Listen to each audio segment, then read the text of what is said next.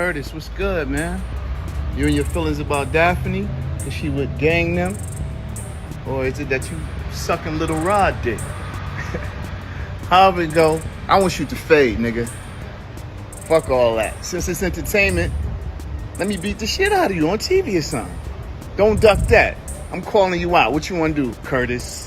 Curtis! Grab your popcorn because the latest celebrity drama is too juicy to miss. 50 Cent is making waves again, this time roasting Steve J for allegedly playing the role of Diddy's boy toy. Known for his fiery feuds, 50 Cent isn't pulling any punches as he calls out the reality TV star for getting a little too cozy with the hip-hop mogul. The streets are buzzing and the gossip is hotter than a Miami heatwave. Stay tuned as we spill every spicy detail of this headline-grabbing beef. You won't want to miss a second of this epic celebrity showdown. The rehabs too. So, my man, when you get on those type of psychotropical, I think it's psychotropical drugs, man, and you start believing your own bullshit, and them two individuals together, man, you know they got to be crazy. Something got to be wrong with when he sit up there and he said that he want to challenge 50. And I don't know much about that clout shit. Him challenging 50 to a fight, and we seen how 50 Cent, we seen how Stevie J fight on Love and Hip Hop and all that other bullshit. Him, Scrappy, him, this other cat. My man, there's no way. There's no way. He don't want it with 50, bro. That's if that ain't cocaine, the Pope ain't Catholic. So you feel like 50 Cent would give Stevie J that work? It wouldn't even be a job. 50 Cent will whoop niggas like Stevie J on the way to a real fight.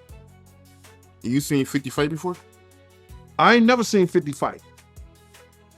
I seen some tapes of him get down on that end, but I never seen him fight in person. But I know the demeanor of a man. I was with 50 Cent on a couple of occasions, and one occasion, it was just me and 50 and about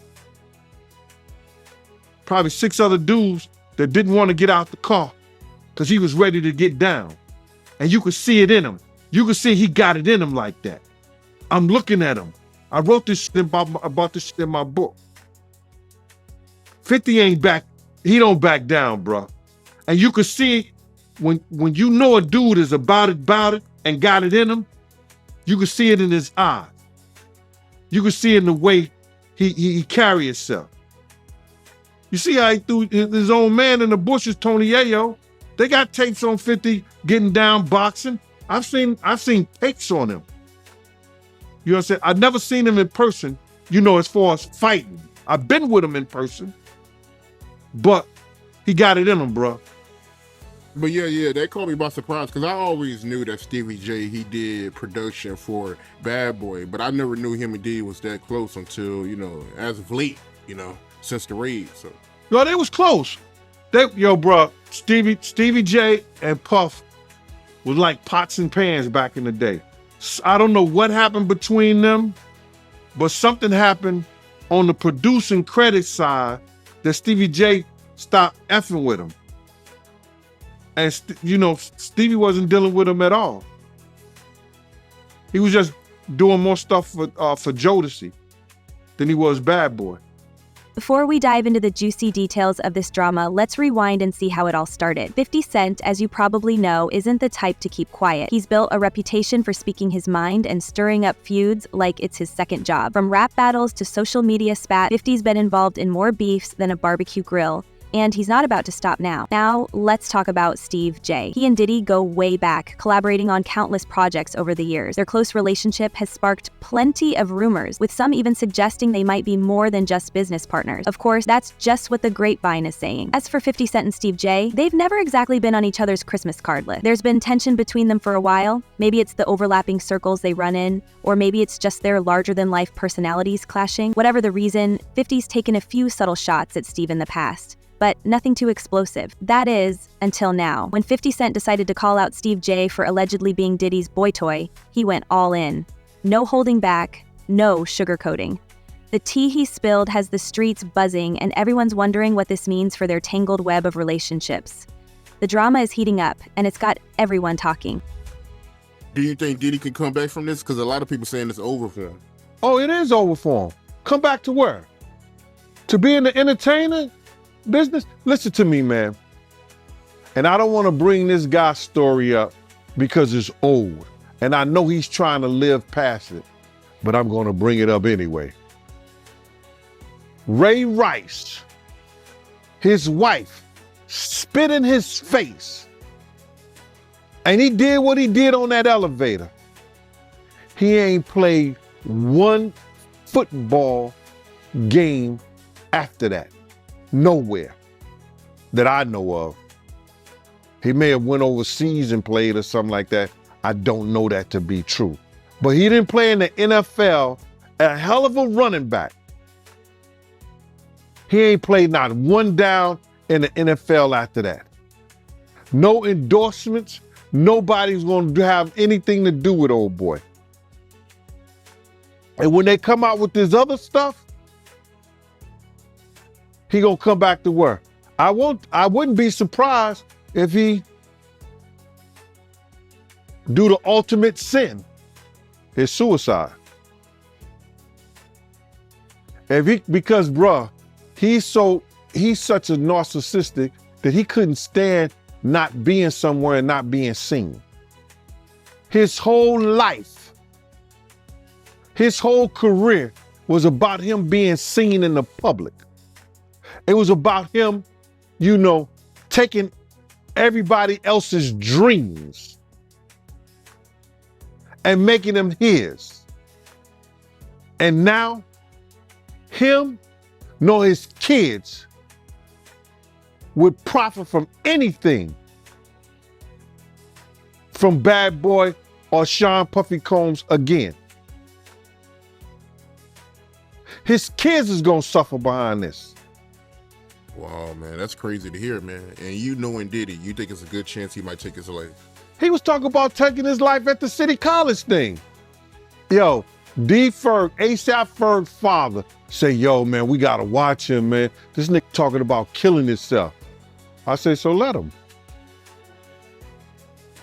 If you're that weak, I said, let him. And he said, Eugene, why you say that? I said, man, listen to me, man. He ain't no good to nobody if he talking about hurting himself. His life don't belong to him. His life belong to God. What he should be trying to do right now is work his way towards God now, for real, and not that devil we've been worshiping. That those people got him believing, you understand, that's the true God. Because everything from what I know, since I've been around him, everything that's gone forward has been that of the devil. The drugs, the alcohol, the partying, everything has been of the devil. What exactly did 50 Cent say, and how did Steve J and Diddy respond? Girl, I've got all the tea and I'm about to spill every last drop, so grab your popcorn because this drama is about to get even wilder. 50 Cent didn't just throw subtle shade at Steve J. He went all in and put him on full blast. It all kicked off when 50 hit up Instagram to air his thoughts on Steve J's connection with Diddy. And trust me, he did not hold back. Yeah, we're gonna see, man. We're gonna see what they got. But speaking of the raid, right? Did you see that viral video of Diddy he was seen in Miami with Stevie J after the raid? You seen that video? Yeah, I seen it. What you think about that? Well, I go way back when Stevie J first came to Bad Boy after they left Uptown Records and everything like that. And Stevie J and Puff fell out real bad over, it could have been producer credits and the whole 9 yards.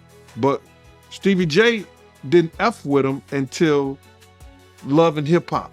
When Stevie J went to Love and Hip Hop and he became famous from that, Puff called him over there and they had a meeting. And I guess they rekindled their friendship. Because I used to bodyguard Stevie J.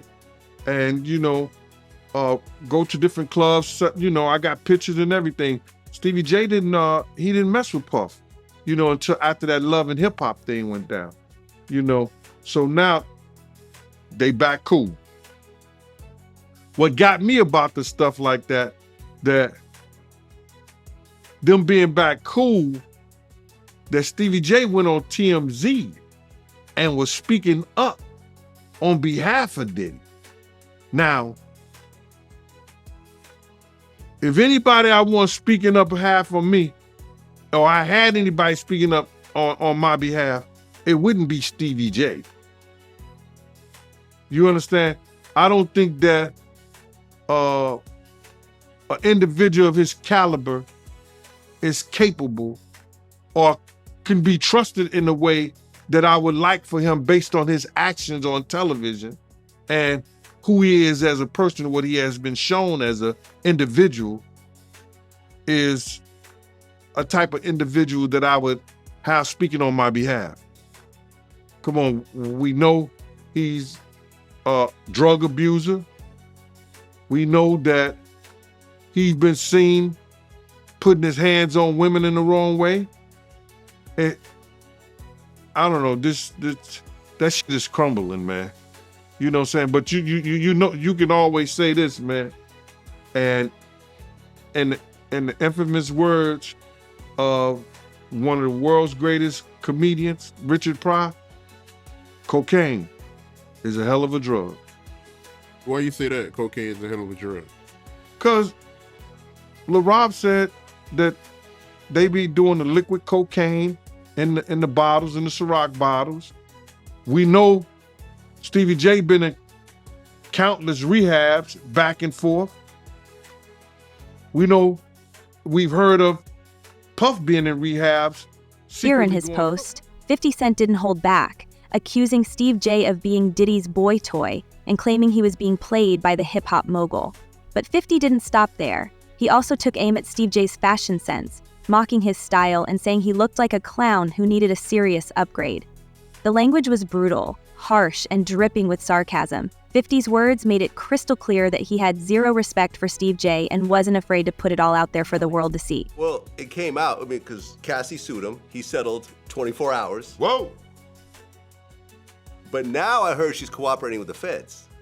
She's a civilian. What do you expect? Right, well, what's interesting, I actually looked this up, because I'm sure when they settled the lawsuit, she signed an NDA, saying she's not gonna write a book, she's not gonna do a documentary, whatever When else, the feds right? come, that's probably all out the window. Well, yeah, here's the thing, an NDA is a private agreement. Yeah, a but the criminal feds- case supersedes that. Yeah. So she could be compelled to take the stand, and she could basically throw that NDA out the window on the stand. Of course, and she's a civilian, and it is what it is. And yo, let me tell you something. God got his ways of humbling people. Yeah. You could be right here, and the next day they all laughing at you. We're public property. That's what I learned. When I seen Fitz down there, yo, we public property. You can say whatever you want to say. So it's public property. You walking on the eggshells, my nigga. Whoever you are. And if you a black billionaire, come on. It's over. It's over. It's looking bad out here for As for Diddy. niggas, Looking bad. as for niggas taking up for 50, like 50, 50 been not fucking with Diddy for his reasons. Like niggas be saying little funny shit behind the scenes, and you know, G-Unit spies is everywhere. G-Unit spy, that's when G-Unit spies is everywhere, bro. Okay, because I remember one of the funniest Drink Champs ever was when 50 was on there, and he said that he met up with Diddy, and Diddy offered to take him shopping. Yeah, you was can't, like, what the hell? you can't tell a nigga from New That's York. crazy. No, you can't tell That's a crazy. nigga from New York no shit like that. Yeah. Let's be real. He's like, what? He's like, I'm a bad Yeah. bitch or something? I gonna let me take me shopping? You gotta understand, Fifth been like that since the beginning of time. When he used to come to the block, he was the nigga like, oh shit, boo boo coming. Yeah. Like, oh man, this nigga, some shit is about to start. That's who he is. And as for niggas saying they want fades and all that, like, I don't know what niggas think. We've been You talking about Stevie J. No, Stevie J but like wants to Stevie fight J, 50. I don't like to talk about these dudes, cause like Benzino and them, I don't look at it as real street shit. Yeah. Like when you beef, like I said, with a Entertainment, with man. like It's all a entertainment, man. with like a henchman or a fucking a World or any of these type Fat of Joe. niggas. Yeah, or Fat Joe, you know, he's street. Yeah. But like a Benzino, like years ago, we ran down on Benzino in Miami. We ran down on him like, yo, don't put us in the Source magazine. Because he was so obsessed with Eminem's success And G-Unit was the shit at the time, and niggas was just, it always been a hate thing because we signed with Eminem. Why? It's the nigga that put me on. I don't give a fuck what color he is. That's just me. You understand what I'm saying? And like I said, nobody owed me nothing. I'm just the type of nigga that just be like, yo, you know what? I appreciate what niggas did. Niggas got me out the hood. Niggas got houses. We went to 103 places. We went on tour for 103 dates. The third, 50 has the 6 months, nigga. third biggest grossing tour in the world. Hip hop. 50 Cent's post set the internet on fire, leaving fans and media in a frenzy. Social media platforms, especially Twitter, exploded with reactions, some siding with 50 while others stood up for Steve J. The bold statements sparked heated debates and fueled the drama, but the biggest question hanging in the air was clear. How would Steve J and Diddy handle the public call-out? Would they fire back at 50 Cent or stay silent and let the storm pass? That at his Grammy Award winning speech, he used the same speech that Pac used. That shit is crazy. So when I say I'm obsessed with talking about Puff and telling y'all the truth,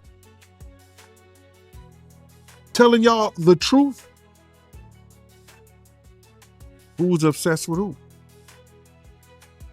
Pac had Sarah before Puff. Allegedly, he had Sally before Puff. And Kim had an obsession or liked Pac so much, she on the red carpet with Tupac shirt on.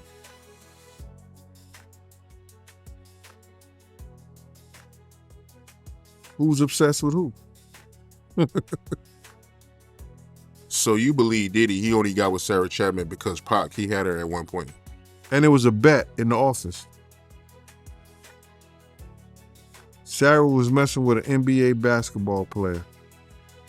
Puff bet all the niggas didn't believe that he could get it within 2 weeks. $100. So she actually was a $100 bet that he got. And who was the NBA player? I think it was Gary Payton, allegedly. That's what he said. Somebody said, she messed with Gary Payton? I bet you I get it. I bet you I have it within 2 weeks. Me and him and Sarah went to this party in Chicago that he was hosting with the Streets Entertainment. And we went to this store called Cranberry and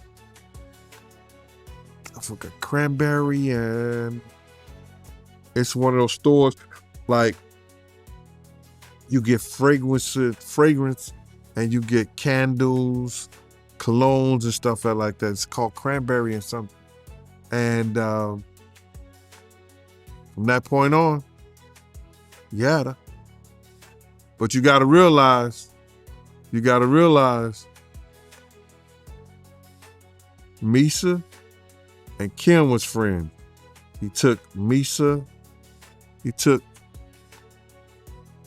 and Kim was friends. He started dealing with Kim over Misa. Kim and Sarah was friends. I mean, hand to hand, pots and pans. They was close. They all used to, Sarah, Kim, and this other girl, I think she was from Atlanta. What's her name?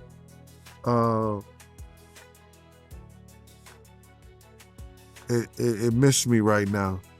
But they all used to hang together.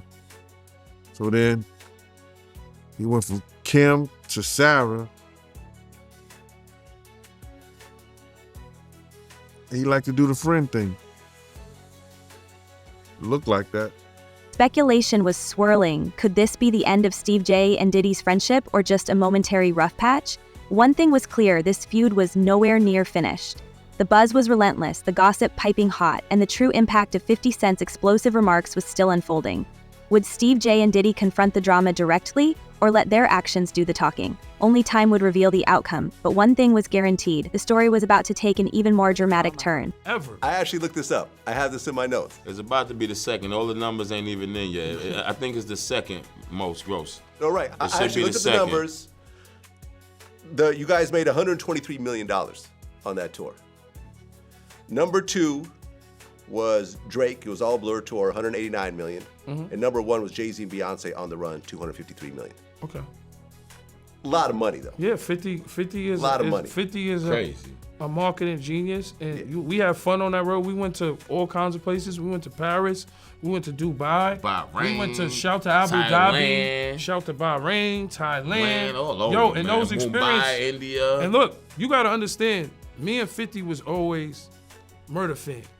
You know what I'm saying? So Murder is like, when we on the road, it be me, Murder, and our man Light. Shout out to Light. Like, They call us the Three Amigos. So like, a lot of shit happens on tour. Like as for production, you know, they gotta wake up 5 in the morning, build a stage. Like people it's long doing these tours, and you ain't seen your kid, you ain't seen your Definitely, wife. definitely. You know what I'm saying? So a lot of shit happens on tour behind the scenes, and it's understanding, because while we're laying in our Armani hotel beds, somebody's building the stage. So we the type that when we around, it's the Three Amigos. We go, we find our bud in whatever country we at, London, Paris, you know, wherever we at, except for like So our Abu life is Dhabi and all that. crazy. Yeah. You know what I'm saying? We go wherever we at, we find our bud. We got our dressing room. We chill in the cut. Look, because 50 tells us, yo, I only need you. Look, we could be back in the hood, or we could be having jobs. All I need is 2 hours of your time, and we make 6 figures. That's a fact. 2 hours of your time. The streets are on fire after 50 Cent called out Steve J like that. Now everyone's waiting to see how this drama unfolds and what it means for the future of Steve J and Diddy's relationship. And he's been leading not only himself, our people, into some kind of damnation through his actions. Yeah, I'm just in disbelief, man. I mean, to see his downfall. I mean, he been on a long run, man. So, you know, to see this is crazy, man. I mean, how long has he been famous? Nah, so you gotta realize, he didn't get his fame until after he made that, you know, remember, you gotta remember this, Mighty. I said he made the atmosphere for Pac to die. He made the atmosphere for Big to die. He created the atmosphere, you understand, for Suge Knight to go to jail, because that's what came out of his mouth. So that didn't happen. His fame he didn't really come famous until after the death of Tupac and the Notorious Big, brother. So that's like 97. He went on that whole Bad Boy tour with the #1 song in the world, Missing You, where he stole the thing from Sting and the music from Source Money, the lyrics from Source Money. Didn't even want to pay that man his money. Waited all those years to pay that man his money. He was stealing people's dreams, man. He's the cause of a lot of people's death, and people ain't gonna see it the way I see it. But when you steal somebody's dreams, Black Rob probably could have changed his life. Probably could have changed the way he thought.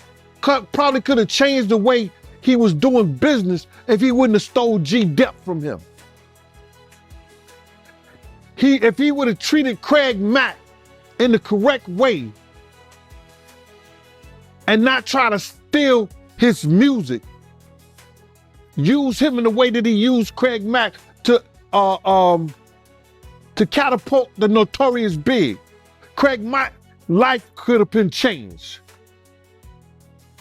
If he would have never set up the atmosphere and had Big out there in California and bringing Big to that party, the Notorious Big life may still be here. If he wasn't trying to put the Bloods against the Crips, well, they was already against each other anyway, but use the Crips, maybe Tupac wouldn't have never had that altercation. But if ands, and buts were candies and nuts, like I always say, Christmas would be every day. And I understand that. But he set up the atmosphere for a lot of people. Wolf set up the atmosphere between him and BMF. Come on, man. They say one day you got to pay the piper. That's why he getting that smoke. Sauce Money, you brought his name up. He had an issue with Diddy.